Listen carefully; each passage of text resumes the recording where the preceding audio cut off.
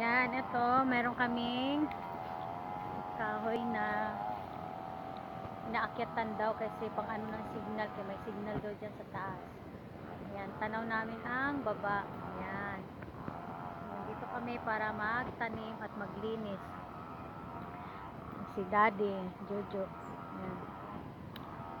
Diba? Ito yung gusto ko eh.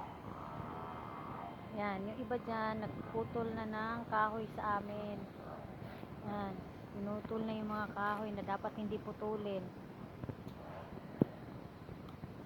Marami na silang pinutol. So, dito kami para magtanim ng avocado. Tanim kami ng avocado. Yan, pa-relax muna kasi naano siya sa uga-uga.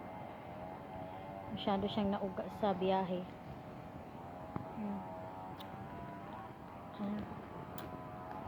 Yan, may mga ano kami, puno na hindi ko pa alam anong mga tawag dyan.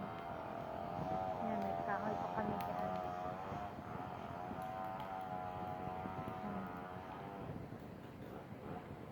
So may naririnig kayo nagsisinso kasi marami nang bumibili dito.